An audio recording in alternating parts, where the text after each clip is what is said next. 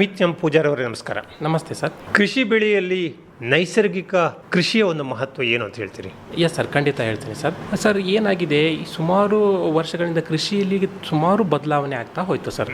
So ಯಾಕೆ ಬದಲಾವಣೆ ಆಯಿತು ಅಂತಂದರೆ ಸರ್, ಆಗಿನ ಒಂದು ಕೃಷಿಯ ಪದ್ಧತಿಗಳಲ್ಲಿ ಹಸಿರು ಕ್ರಾಂತಿ ಅಂತಕ್ಕಂಥದ್ದನ್ನು ಅವರು ಸ್ಟಾರ್ಟ್ ಮಾಡ್ತಾ ಹೋದರು ಸರ್. ಸೊ ಅವಾಗ ಏನಾಯಿತು ಸರ್, 1966-67ನಲ್ಲಿ ಈ ಹಸಿರು ಕ್ರಾಂತಿ ಅವಶ್ಯಕತೆ ನಮಗೆ ಅನಿವಾರ್ಯವಾಗಿತ್ತು ಸರ್. ಕಾರಣ ಏನಪ್ಪ ಅಂತಂದರೆ, ಆ ಒಂದು ಉತ್ಪಾದನಾ ಬೆಳೆಗಳ ಒಂದು ಮಟ್ಟ ಆ ಸಂದರ್ಭದಲ್ಲಿ ನಮಗೆ ಭಾಳ ಕಡಿಮೆ ಇತ್ತು ಸರ್. ನಮ್ಮ ಒಂದು ಜನರಿಗೆ ಆ ಒಂದು ಆಹಾರ ಪೂರೈಕೆ ಮಾಡುವ ಒಂದು ಕೊರತೆ ನಮಗೆ ಉಂಟಾಗಿತ್ತು ಸರ್. ಸೊ ಹಾಗಾಗಿ ಆ ಒಂದು ಸಂದರ್ಭದಲ್ಲಿ ನಾವು ಹೆಚ್ಚಿನ ಒಂದು ಇಳುವರಿ ಕೊಡುವಂತಹ ತಳಿಗಳನ್ನು ನಾವು ಬೇರೆ ಬೇರೆ ಒಂದು ದೇಶದಿಂದ ನಾವು ಆಮದು ಮಾಡಿ ತಂದ್ವಿ ಸರ್. ಉದಾಹರಣೆ, ನಾವು ಒಂದು ವೀಟ್ ಇರ್ಬೋದು, ಗೋಧಿ ಇರ್ಬೋದು, ಅಥವಾ ಒಂದು ಭತ್ತದ ತಳಿ ಇರ್ಬೋದು.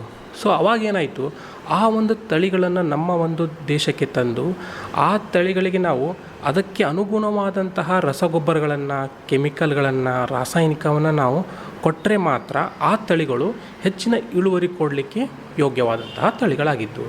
ಸೊ ಆ ಕಾರಣದಿಂದ ಆ ತಳಿಗಳಿಗೆ ಪೂರಕವಾದಂತಹ ರಾಸಾಯನಿಕ ಕೊಡುವ ಉದ್ದೇಶದಿಂದ ನಾವು ಸುಮಾರು ವರ್ಷಗಳಿಂದ ನಮ್ಮ ಒಂದು ಮಣ್ಣಿನಲ್ಲಿ ಹೆಚ್ಚಿನ ರಾಸಾಯನಿಕ ರಸಗೊಬ್ಬರಗಳಿರ್ಬೋದು, ಅದೇ ರೀತಿಯಾಗಿ ಈ ಕೀಟೆ ಮತ್ತು ಕಳೆ ಮತ್ತು ರೋಗಗಳನ್ನು ನಾವು ಹತೋಟಿ ಮಾಡಲಿಕ್ಕೆ ಹೆಚ್ಚಿನ ಒಂದು ರಾಸಾಯನಿಕವನ್ನು ನಾವು ಬಳಕೆ ಮಾಡ್ತಾ ಬಂದ್ವಿ.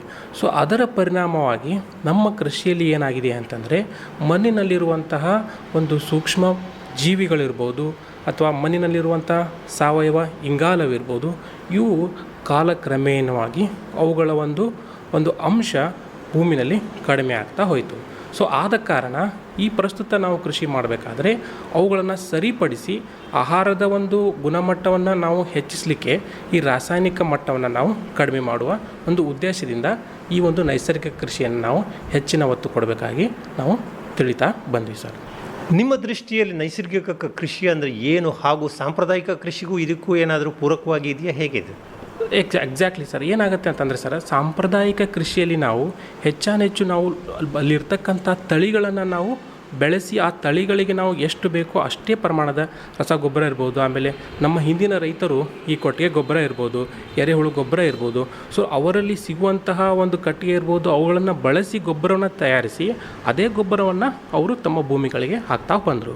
ಸೊ ಅದರಿಂದ ಏನಾಗಿತ್ತು, ಆ ಮಣ್ಣಿನ ಒಂದು ಪೋಷಕಾಂಶ, ಒಂದು ಮಣ್ಣಿನಲ್ಲಿರುವಂಥ ನೀರು ಹಿಡಿದಿಟ್ಟುಕೊಳ್ಳುವಂಥ ಶಕ್ತಿ, ಇವೆಲ್ಲ ಕಾಪಾಡಿಕೊಂಡು ಬಂದಿತ್ತು. ತದನಂತರ ಒಂದು ತಳಿಗಳ ಬದಲಾವಣೆ ಆಗಿ ಹೆಚ್ಚಿನ ಇಳುವರಿಯನ್ನು ಕೊಡುವಂಥ ತಳಿಗಳೇ ನಾವು ಮೊರೆ ಹೋದಾಗ ಆ ತಳಿಗಳಿಗೆ ಹೆಚ್ಚಿನ ಪೋಷಕಾಂಶ ಕೊಡೋದಾಯಿತು, ಜೊತೆಗೆ ಹೆಚ್ಚಿನ ಒಂದು ರಾಸಾಯನಿಕ ಮಟ್ಟನ ಬಳಸೋದಾಯಿತು. ಸೊ ಇವುಗಳನ್ನು ಮಾಡಿದಾಗ ಆ ಒಂದು ಮಣ್ಣಿನಲ್ಲಿರುವಂತಹ ಒಂದು ರಾಸಾಯನಿಕ ಮಟ್ಟ ಹೆಚ್ಚಿಗೆ ಸೇರ್ತಾ ಹೋಯಿತು. ಸೊ ಹೆಚ್ಚಿಗೆ ಸೇರಿ ಮಣ್ಣಿನಲ್ಲಿರುವಂಥ ರಾಸಾಯನಿಕವು ಕಾಲಕ್ರಮ ಹೆಚ್ಚಿಗೆ ಮಳೆ ಆದಾಗ ಆ ಒಂದು ರಾಸಾಯನಿಕ ಅಂತರ್ಜಲ ಮಟ್ಟ ಸೇರಿ ಅಂತರ್ಜಲವು ಕೂಡ ಕಲುಷಿತವಾಗ್ತಾ ಹೋಯಿತು. ಸೊ ಈ ಒಂದು ಕೃಷಿಗೆ ನಾವು ಸಾಂಪ್ರದಾಯಿಕ ಕೃಷಿಯಲ್ಲಿ ಬದಲಾವಣೆ ಅಂತ ಕರಿತೀವಿ. ಅದೇ ಒಂದು ನೈಸರ್ಗಿಕ ಕೃಷಿಗೆ ಬಂದಾಗ, ನೈಸರ್ಗಿಕ ಕೃಷಿನಲ್ಲಿ ಯಾವುದೇ ರಾಸಾಯನಿಕವನ್ನು ಮೊದಲನೇದಾಗಿ ಬಳಸಂಗಿಲ್ಲ. ಆ ಒಂದು ಕೃಷಿಯಲ್ಲಿ ಹೇಗಿದೆ ಅಂತಂದರೆ, ನಮ್ಮ ಒಂದು ಸಮೀಪ ಇರುವಂತಹ ಪರಿಕರಗಳನ್ನು ಒಂದು ಬಳಸಿಕೊಂಡು ನಾವು ಅದೇ ಪರಿಕರಗಳನ್ನು ಭೂಮಿಗೆ ಅರ್ಪಿಸೋದ್ರಿಂದ ಮಣ್ಣಿನಲ್ಲಿ ಒಂದು ಪೋಷಕಾಂಶವನ್ನು ನೀಡುವುದರ ಜೊತೆಗೆ ಸೂಕ್ಷ್ಮಾಣುಜೀವಿಗಳನ್ನು ಕಾಪಾಡುವ ಉದ್ದೇಶದಿಂದ ನಾವು ನೈಸರ್ಗಿಕ ಕೃಷಿಗೆ ಹೆಚ್ಚು ಒತ್ತು ಕೊಡಬೇಕಂತ ಕೇಳ್ಕೊತೀನಿ. ಈಗ ಸುಭಾಷ್ ಪಾಳೇಕರ್ ಅವರ ಒಂದು ಶೂನ್ಯ ಬಂಡವಾಳದ ನೈಸರ್ಗಿಕ ಕೃಷಿಯಿಂದ ಹೆಚ್ಚು ಪ್ರಚಾರವನ್ನು ಪಡೆದಿರುವಂತಹದ್ದು. ಈ ಒಂದು ಹಿನ್ನೆಲೆಯಲ್ಲಿ ನೋಡಿದಾಗ ಈ ಕೃಷಿ ತ್ಯಾಜ್ಯಗಳ ಒಂದು ಮರುಬಳಕೆಯನ್ನು ಹೇಗೆ ಮಾಡುವುದಕ್ಕೆ ಸಾಧ್ಯ ಆಗ್ತದೆ ನೈಸರ್ಗಿಕ ಕೃಷಿಯಲ್ಲಿ? ಎಸ್ ಸರ್, ಎಕ್ಸಾಕ್ಟ್ಲಿ, ಅಬ್ಸಲ್ಯೂಟ್ಲಿ ಭಾಳ ಇಂಪಾರ್ಟೆಂಟ್ ಕ್ವಶನ್ ಸರ್ ಇದು. ಸೊ ನೈಸರ್ಗಿಕ ಕೃಷಿಯಲ್ಲಿ ಯಾವಾಗ ಅವರು ಸುಭಾಷ್ ಪಾಳೇಕರ್ ಅವರು ಇಂಟ್ರೊಡ್ಯೂಸ್ ಮಾಡಿದಾಗ, ಈ ನೈಸರ್ಗಿಕ ಕೃಷಿಯಲ್ಲಿ ಮುಖ್ಯವಾಗಿ ಅವರು 4 ಅಂಶಗಳನ್ನು ನಮಗೆ ಅವರು ತಿಳಿಸ್ಕೊಡ್ತಾರೆ. ಸೊ ಮೊದಲನೇದಾಗಿ ಅವರು ಹೇಳತಕ್ಕಂಥ ಅಂಶ ಏನಪ್ಪ ಅಂತಂದರೆ, ಬೀಜಾಮೃತದ ಬಳಕೆ ಮಾಡಬೇಕು. ಎರಡನೇದಾಗಿ ನಾವು ಜೀವಾಮೃತವನ್ನು ಭೂಮಿಗೆ ಅರ್ಪಿಸಬೇಕು. ಜೊತೆಗೆ ಮೂರನೇದಾಗಿ ಜೀವಾಮೃತವನ್ನು ನೇರವಾಗಿ ಅರ್ಪಿಸಿ ಹಾಗೆ ಬಿಡೋಂಗಿಲ್ಲ, ಆ ಸೂಕ್ಷ್ಮಾಣುಜೀವಿಗಳಿಗೆ ನಾವು ಕಾಪಾಡಿಕೊಳ್ಳಿಕ್ಕೆ ಹೊದಿಕೆಯ ರೂಪದಲ್ಲಿ ನಾವು ಒಂದು ಹೊದಿಕೆ ಅಂತ ನಾವು ಭೂಮಿ ಮೇಲೆ ಹಾಕಬೇಕು, ಮೂರನೇ ಅಂಶ. ಅದು ಆದಮೇಲೆ 4ನೇ ಅಂಶ ಅವ್ರು ಏನು ಹೇಳ್ತಾರಪ್ಪ ಅಂತಂದರೆ, ಇಷ್ಟೆಲ್ಲ ನಾವು ಮಾಡಿ ಆದಮೇಲೆ ಭೂಮಿನಲ್ಲಿ ನಾವು ಗಾಳಿ ಆಡುವಂತಹ ಒಂದು ಕ್ರಿಯೆನ ನಾವು ಹೆಚ್ಚಿಸಿದರೆ ಮಾತ್ರ ಆ ಸೂಕ್ಷ್ಮಾಣುಜೀವಿಗಳಿಗೆ ಒಂದು ಆಹಾರದ ಜೊತೆಗೆ ಗಾಳಿಯ ಒಂದು ಚಲನವಲನಕ್ಕೆ ಒಂದು ಒಳ್ಳೆಯ ವಾತಾವರಣ ಉಂಟಾಗುತ್ತೆ. ಸೊ ಈ 4 ಅಂಶಗಳನ್ನು ಅವರು ಪರಿಗಣಿಸಿ ಪರಿಗಣಿಸಿ ಒಂದು ನೈಸರ್ಗಿಕ ಕೃಷಿಯನ್ನು ಅವರು ತೊಡಗಿಸಲಿಕ್ಕೆ ಈ 4 ಅಸ್ತ್ರಗಳನ್ನು ಅವರು ಕಾಲಕ್ರಮೇಣವಾಗಿ ಬೇಸಾಯ ಕ್ರಮದಲ್ಲಿ ಅನುಗುಣವಾಗಿ ನಾವು ಅದನ್ನು ಕಾರ್ಯರೂಪದಲ್ಲಿ ತೊಡಗಿಸಿದರೆ ಮಾತ್ರ ನೈಸರ್ಗಿಕ ಕೃಷಿಯನ್ನು ನಾವು ಯಶಸ್ವಿಯಾಗಿ ನಾವು ಹೋಗಲಿಕ್ಕೆ ಸಾಧ್ಯ ಇದೆ.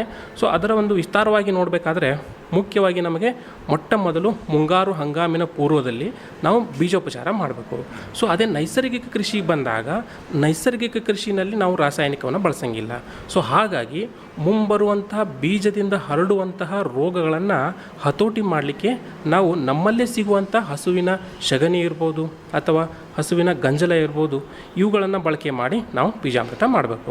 ಸೊ ಮೊಟ್ಟ ಮೊದಲನೇದಾಗಿ ಇದಕ್ಕೆ ತಯಾರಿಗೆ ನಾವು ಕೇವಲ ಒಂದು 5 kg ಸಗಣಿ ತೊಗೊಂಡ್ರೆ ಸಾಕು, ಕೇವಲ ಒಂದು 5 ಲೀಟ್ರ್ ನಾವು ಒಂದು ಗಂಜಲ ತೊಗೋಬೇಕು. ಸೊ ಒಂದು 20 ಲೀಟ್ರ್ ನೀರಿನಲ್ಲಿ ಒಂದು 5 kg ಹಸುವಿನ ಸಗಣಿಯನ್ನು ಒಂದು ಅರಿಬಿನಲ್ಲಿ ಕಟ್ಟು ರಾತ್ರಿ ಇಟ್ಟರೆ ಸಾಕು.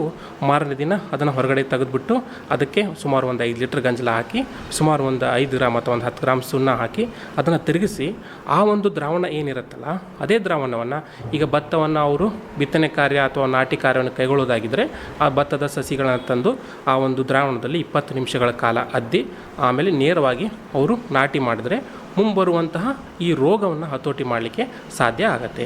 ಅಥವಾ ಯಾವುದೇ ಒಂದು ಬೇರೆ ಒಂದು ಧಾನ್ಯಗಳನ್ನು ಅವರು ಬಿತ್ತನೆ ಮಾಡೋರಾಗಿದ್ದರೆ ಆ ಒಂದು ಧಾನ್ಯವನ್ನು ಒಂದು ಗೋಣಿ ಚೀಲದಲ್ಲಿ ಅವರು ಹರಡಿ ಮೇಲ್ಗಡೆ ಈ ಬೀಜಾಮೃತ ದ್ರಾವಣವನ್ನು ಸಿಂಪರಣೆ ಮಾಡಿ ಸುಮಾರು ಅದು ದ್ರಾವಣ ಆರಿದ ಮೇಲೆ ಅದನ್ನು ಅವರು ಬಿತ್ತನೆ ಕಾರ್ಯ ಕೂಡ ಮಾಡ್ಬೋದು. ಸೊ ಇದರಿಂದ ಲಾಭ ಏನಾಗುತ್ತೆ ರೈತರಿಗೆ ಅಂತಂದರೆ ಬೀಜದಿಂದ ಹರಡುವಂತಹ ರೋಗಗಳನ್ನು ಹತೋಟಿ ಮಾಡಲಿಕ್ಕೆ ಬೀಜಾಮೃತ ಅವರಿಗೆ ಮೊಟ್ಟ ಮೊದಲನೇದಾಗಿ ಸಹಾಯ ಮಾಡುತ್ತೆ.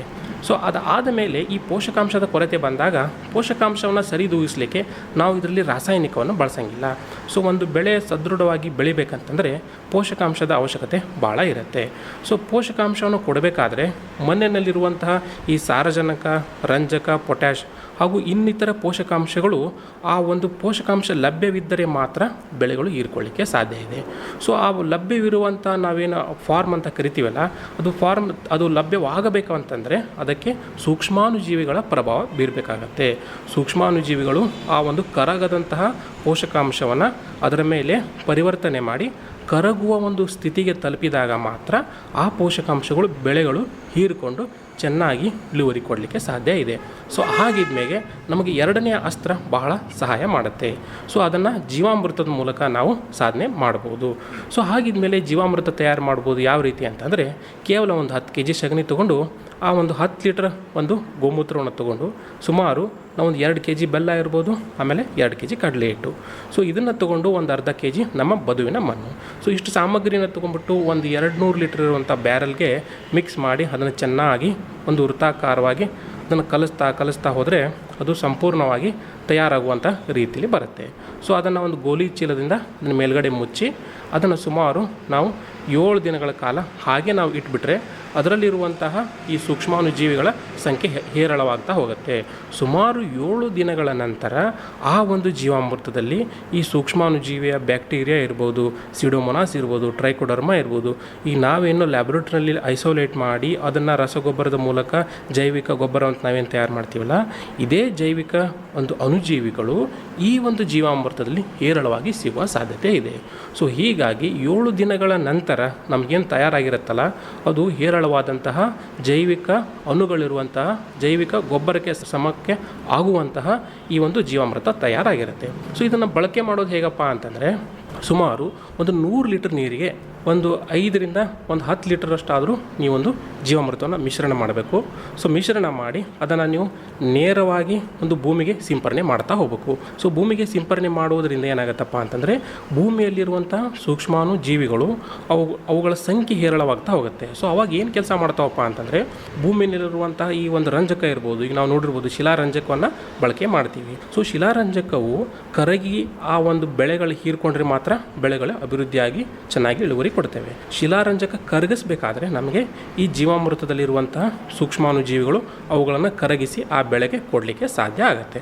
ಸೊ ಹೀಗಾಗಿ ಒಂದು ಸಿಂಪರಣೆ ಮೂಲಕ ಆದರೂ ನಾವು ಜೀವಾಮೃತವನ್ನು ಕೊಡ್ಬೋದು.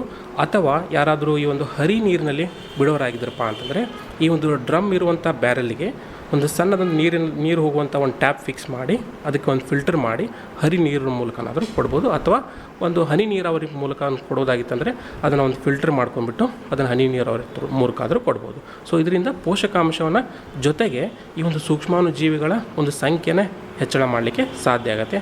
ಅದು ಅಷ್ಟೇ ಅಲ್ಲದೆ ಮೂರನೇ ಅಸ್ತ್ರವಾಗಿರ್ತಕ್ಕಂತಹ ಈ ಹೊದಿಕೆಯನ್ನು ಕೂಡ ನಾವು ಕಂಪಲ್ಸರಿಯಾಗಿ ನಾವು ಕಾಪಾಡ್ಕೋಬೇಕಾಗತ್ತೆ. ಜೀವಾಮೃತಕ್ಕೆ ನಮಗೆ ಬೇಕಾಗುವಂಥ ಹೊದಿಕೆಯಾಗಿರುವಂತಕ್ಕಂಥದ್ದು ಯಾವುದೇ ಒಂದು ಎಲೆಗಳಿರ್ಬೋದು ಮತ್ತು ಯಾವುದೇ ಒಂದು ಸೋಗೆ ಇರ್ಬೋದು, ಅವುಗಳನ್ನು ನಾವು ಈ ಜೀವಾಮೃತ ಸಿಂಪರಣೆ ಮಾಡಿ ಆದ ಮೇಲೆ ನೀವು ಅದನ್ನು ಅದ್ರ ಮೇಲೆ ಬಳಸೋದ್ರಿಂದ ಏನಾಗುತ್ತಪ್ಪ ಅಂತಂದರೆ ಈ ಸೂಕ್ಷ್ಮಾಣು ಜೀವಿಗಳಿಗೆ ಒಂದು ಪ್ರೊಟೆಕ್ಷನ್ ಸಿಕ್ಕಂಗಾಗುತ್ತೆ. ನೇರವಾದಂಥ ಸೂರ್ಯನ ಕಿರಣ ಭೂಮಿಗೆ ಬಿದ್ದಾಗ ಏನಾಗುತ್ತಪ್ಪ ಅಂತಂದರೆ ಈ ಸೂಕ್ಷ್ಮಾಣು ಜೀವಿಗಳ ಬೆಳವಣಿಗೆಗೆ ಹಾನಿ ಉಂಟಾಗುವ ಸಾಧ್ಯತೆ ಇರುತ್ತೆ. ಸೊ ಹೀಗಾಗಿ ಪಾಳೇಕರ್ ಅವರು ಹೇಳಿರ್ತಕ್ಕಂತಹ ಮೂರನೇ ಒಂದು ಆಧಾರ ಸ್ತಂಭವಾಗಿರ್ತಕ್ಕಂಥ ಈ ಹೊದಿಕೆಯನ್ನು ಮಾಡೋದ್ರಿಂದ ಸೂಕ್ಷ್ಮಾಣು ಜೀವಿಗಳ ಸಂಖ್ಯೆ ಭೂಮಿನಲ್ಲಿ ಹೆಚ್ಚಾಗ್ತಾ ಹೋಗುತ್ತೆ, ಪೋಷಕಾಂಶ ನಮಗೆ ಲಭ್ಯವಾಗ್ತಾ ಹೋಗುತ್ತೆ. ಜೊತೆಗೆ ಸಾಧ್ಯವಾದಷ್ಟು ನಾವು ಲೈಟಾಗಿ ಅಂದರೆ ಒಂದು ಹದವಿದ್ದಂಥ ಸಂದರ್ಭದಲ್ಲಿ ನಾವು ಎಡೆಕುಂಟೆಯನ್ನು ನಾವು ಹೊಡೆಯೋದ್ರಿಂದ ಭೂಮಿನಲ್ಲಿರುವಂತಹ ಮಣ್ಣಿನಲ್ಲಿ ಒಂದು ಗಾಳಿ ಆಡುವಂತಹ ಕ್ರಿಯೆಗೆ ಪೂರಕವಾದ ವಾತಾವರಣ ಉಂಟಾಗುತ್ತೆ. ಸೂಕ್ಷ್ಮಾಣು ಜೀವಿಗಳಿಗೆ ನಾವು ಒಂದು ಒಳ್ಳೆಯ ವಾತಾವರಣ ನೀಡೋದರಿಂದ ಆ ಒಂದು ಬೆಳೆ ಪೋಷಕಾಂಶವನ್ನು ಹೀರಿಕೊಂಡು ಚೆನ್ನಾಗಿ ಇಳುವರಿ ಕೊಡೋದ್ರ ಜೊತೆಗೆ ಸುಸ್ಥಿರ ಕೃಷಿಯನ್ನು ರೈತರು ಮಾಡಲಿಕ್ಕೆ ತುಂಬ ಸಹಾಯವಾಗುತ್ತೆ ಅಂತ ಹೇಳ್ಬೋದು ಸರ್.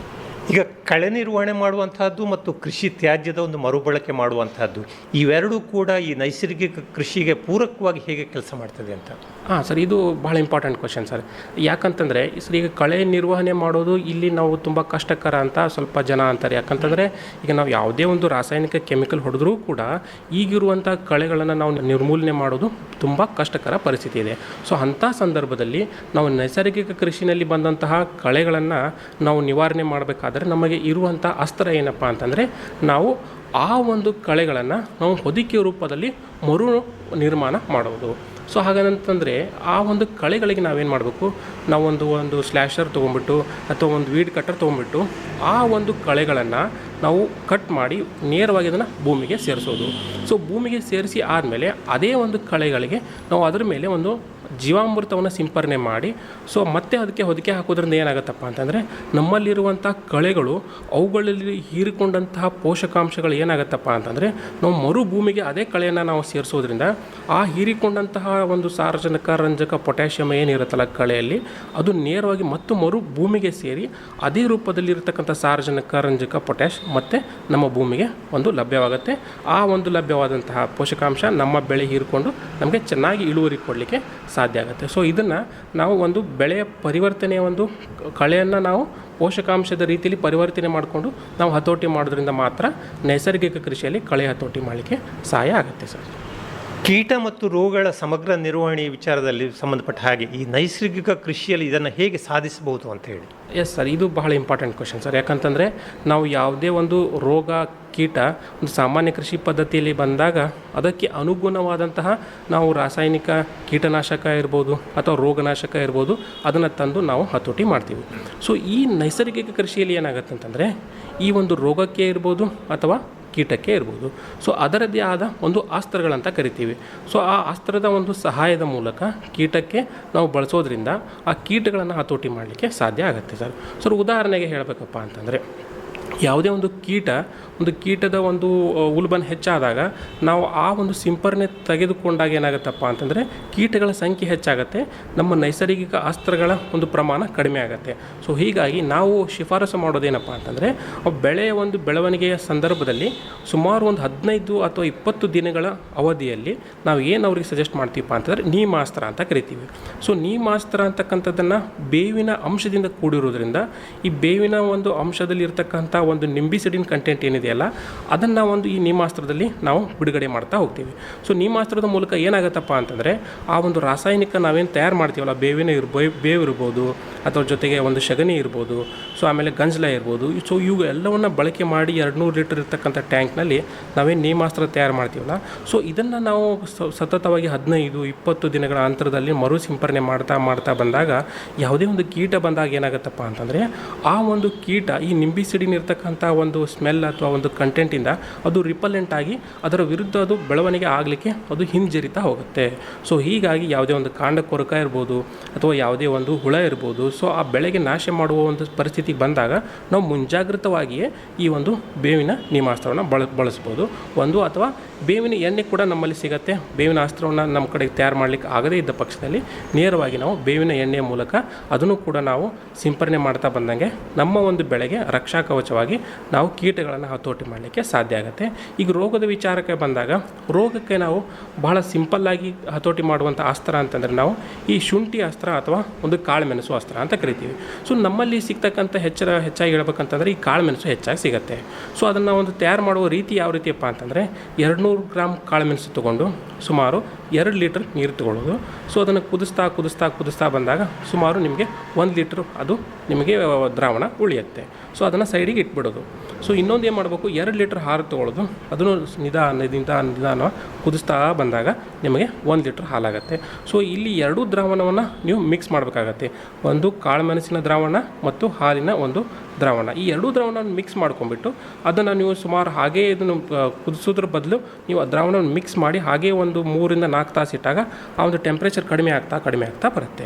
ಸೊ ಆ ದ್ರಾವಣವನ್ನು ನೀವು ನೇರವಾಗಿ ನಿಮಗೆ ಬರುವಂತಹ ರೋಗಗಳಿಗೆ ಮುಂಜಾಗ್ರತವಾಗಿ ನೀವು ಸಿಂಪಡಣೆ ಮಾಡೋದ್ರಿಂದ ನಿಮ್ಮ ಬೆಳೆಗೆ ಒಂದು ರೋಗ ನಿರೋಧಕ ಶಕ್ತಿಯನ್ನು ಕೊಟ್ಟಂಗಾಗುತ್ತೆ. ಮುಂಬರುವಂತಹ ರೋಗಗಳನ್ನು ಕೂಡ ಹತೋಟಿ ಮಾಡ್ದಂಗಾಗುತ್ತೆ. ಅದೇ ರೀತಿಯಾಗಿ ಬೀಜಾಮೃತ ನಾವು ಮೊದಲೇ ಮಾಡಿರೋದ್ರಿಂದ ಮುಂಬರುವಂಥ ಬೀಜದಿಂದ ಹರಡುವ ರೋಗಗಳಿದ್ದರೆ ನಾವು ಮೊದಲೇ ಹತೋಟಿ ಮಾಡಲಿಕ್ಕೆ ಅವಾಗೂ ಕೂಡ ನಮಗೆ ಸಾಧ್ಯ ಆಗುತ್ತೆ. ಇದನ್ನು ನಾವು ಸಂಪೂರ್ಣವಾಗಿ ಈ ಒಂದು ಕೃಷಿಯಲ್ಲಿ ನಾವು ತೊಡಗಿಸ್ತಾ 15-20 ದಿವಸದ ನಾವು ಇಂಟರ್ವಲ್ ವೈಸ್ ಸ್ಪ್ರೇ ಮಾಡ್ತಾ ಬಂದಾಗ ಮುಂಬರುವಂಥ ಕೀಟಗಳನ್ನು ನಾವು ಆಲ್ಮೋಸ್ಟ್ ಒಂದು 60-70% ಆದರೂ ನಾವು ಹತೋಟಿ ಮಾಡಲಿಕ್ಕೆ ತುಂಬ ಸರಳವಾಗುತ್ತೆ ಸರ್. ಈಗ ನೈಸರ್ಗಿಕ ಕೃಷಿಯಲ್ಲಿ ಬಹುಬೆಳೆ ಪದ್ಧತಿ ಮತ್ತು ಮಿಶ್ರ ಬೆಳೆ ಪದ್ಧತಿಯನ್ನು ಅನುಸರಿಸುವಂಥದ್ದು ಎಷ್ಟರ ಮಟ್ಟಿಗೆ ಮಹತ್ವವನ್ನು ಪಡ್ಕೊಂಡಿದೆ? ನಿಜ ಸರ್. ಈಗ ಬಹುಬೆಳೆ ಮತ್ತು ಮಿಶ್ರ ಬೆಳೆ ಪದ್ಧತಿಯನ್ನು ನಾವು ನೈಸರ್ಗಿಕ ಕೃಷಿಯಲ್ಲಿ ಅಳವಡಿಸ್ಕೊಂಡಾಗ ಏನಾಗುತ್ತೆ ಅಂತಂದರೆ ಸರ್, ಯಾವುದೇ ಒಂದು ಬೆಳೆ ಇದ್ದಾಗ ಒಂದು ರೋಗ ಬಾಧೆ ಇರ್ಬೋದು ಅಥವಾ ಒಂದು ಕೀಟದ ಬಾಧೆ ಇರ್ಬೋದು. ಸೊ ಈ ಒಂದು ಕಳೆ ಬಾಧೆ ಕೂಡ ಏಕ ಬೆಳೆ ಪದ್ಧತಿಯಲ್ಲಿ ಹೆಚ್ಚಾಗಿ ಕಾಣುತ್ತೆ. ಸೊ ಅದೇ ರೀತಿಯಾಗಿ ನಾವು ನೈಸರ್ಗಿಕ ಕೃಷಿಯಲ್ಲೇ ನಾವು ಬೇರೆ ಬೇರೆ ಒಂದು ವಿವಿಧ ವೈವಿಧ್ಯತೆಯ ಬೆಳೆಗಳನ್ನು ನಾವು ಅದರಲ್ಲಿ ಅಳವಡಿಸಿದಾಗ ಏನಾಗುತ್ತಪ್ಪ ಅಂತಂದರೆ ನಮಗೆ ಒಂದು ಮಣ್ಣಿನಲ್ಲಿರುವಂಥ ಫಲವತ್ತತೆ ಹೆಚ್ಚಾಗ್ತಾ ಹೋಗುತ್ತೆ. ಯಾಕಂತಂದರೆ ಮಣ್ಣಿನಲ್ಲಿ ಇರುವಂತಹ ಈ ಒಂದು ಬೆಳೆಗಳ ಒಂದು ಬೇರುಗಳು ಅವು ಉತ್ಪತ್ತಿ ಮಾಡುವಂತಹ ಒಂದು ಅಂಶ ಇರ್ಬೋದು, ಜೊತೆಗೆ ಅದರ ಸುತ್ತಲೂ ಇರತಕ್ಕಂತಹ ಸೂಕ್ಷ್ಮಾಣು ಜೀವಿಗಳಿರ್ಬೋದು. ಸೊ ಇವುಗಳ ಚಲನವಲನದಿಂದ ಏನಾಗುತ್ತೆ, ಒಂದು ಭೂಮಿಯಲ್ಲಿ ಪೋಷಕಾಂಶದ ಬದಲಾವಣೆ ಆಗುತ್ತೆ, ಪೋಷಕಾಂಶ ಹೆಚ್ಚಾಗ್ತಾ ಹೋಗುತ್ತೆ. ಇನ್ನೊಂದು ಏನು ಲಾಭ ಆಗುತ್ತಪ್ಪ ಅಂತಂದರೆ ಬೆಳೆ ವೈವಿಧ್ಯತೆ ಇರೋದರಿಂದ ಯಾವುದೇ ಒಂದು ಕೀಟ ಮತ್ತು ಯಾವುದೇ ಒಂದು ರೋಗ ಬರೋದನ್ನು ನಾವು ಹತೋಟಿ ಮಾಡಲಿಕ್ಕೆ ಸಾಧ್ಯ ಆಗುತ್ತೆ. ಸೊ ಉದಾಹರಣೆಗೆ ಒಂದು ಯಾವುದೋ ಬೇರುಹುಳ ಬಂತಂತಂದರೆ ಸೊ ಆ ಒಂದು ಬೇರುಗಳನ್ನು ನಾವು ಬೆಳೆ ವೈವಿಧ್ಯತೆಯಲ್ಲಿ ಏನಾಗುತ್ತಪ್ಪ ಅಂತಂದರೆ ಬೆಳೆ ಬೇರೆ ಇರೋದರಿಂದ ಆ ಹುಳ ಬೇರೆ ಗಿಡವನ್ನು ಮುಟ್ಟಲಿಕ್ಕೆ ಸಾಧ್ಯ ಆಗೋದಿಲ್ಲ. ಸೊ ಹೀಗಾಗಿ ಬೆಳೆ ವೈವಿಧ್ಯತೆಯಲ್ಲಿ ಏನಾಗುತ್ತಪ್ಪ ಅಂತಂದರೆ ಕೀಟ ಮತ್ತು ರೋಗದ ಬಾಧೆಯನ್ನು ನಾವು ಹತೋಟಿ ಮಾಡಲಿಕ್ಕೆ ಸಾಧ್ಯ ಆಗುತ್ತೆ. ಆಮೇಲೆ ಮೂರನೇ ಲಾಭ ಏನಪ್ಪ ಅಂತಂದರೆ ಬೆಳೆ ವೈವಿಧ್ಯತೆಯಲ್ಲಿ ಯಾವುದೇ ಒಂದು ಬೆಳೆ ಹಾನಿಯಾದರೂ ಕೂಡ ಇನ್ನೊಂದು ಬೆಳೆ ನಮಗೆ ಒಂದು ಸಪೋರ್ಟಿವ್ ಆಗಿ ನಿಲ್ಲುತ್ತೆ. ಇರ್ತಕ್ಕಂಥ ಮಾರುಕಟ್ಟೆ ಬೆಲೆಗೆ ಆ ಒಂದು ಬೆಳೆಯ ಮೂಲಕ ಅಟ್ಲೀಸ್ಟ್ ಆ ಫೇಲ್ ಆದಂಥ ಬೆಳೆಯ ಒಂದು ನಷ್ಟವನ್ನು ನಾವು ಸರಿದೂಗಿಸಲು ಬೇರೆ ಬೆಳೆ ನಮಗೆ ತುಂಬ ಸಹಾಯ ಆಗುತ್ತೆ ಸರ್. ಭಾಳ ಸಂತೋಷ ಅಮಿತ್ ಪೂಜಾರಿ ಅವರೇ. ಆ ನೈಸರ್ಗಿಕ ಕೃಷಿಯ ಒಂದು ಮಹತ್ವ ಏನು, ಯಾಕಾಗಿ ನಾವು ನೈಸರ್ಗಿಕ ಕೃಷಿ ಕಡೆಗೆ ಹೋಗಬೇಕು, ರಾಸಾಯನಿಕ ಬಳಕೆಯನ್ನು ಕಡಿಮೆ ಯಾಕಾಗಿ ಮಾಡಬೇಕು ಅನ್ನೋದರ ಬಗ್ಗೆಯೂ ಕೂಡ ಸಾಕಷ್ಟು ವಿಚಾರವನ್ನು ಹಂಚಿಕೊಂಡಿದ್ರಿ. ತುಂಬ ಧನ್ಯವಾದಗಳು. ನಮಸ್ಕಾರ. Thank you so much sir. ಲೋಕ ಸಮಸ್ತ ಸುಖಿನೋ ಭವಂತು, ಸಮಸ್ತ ಸನ್ಮಂಗಳಾನಿ ಭವಂತು ಸರ್.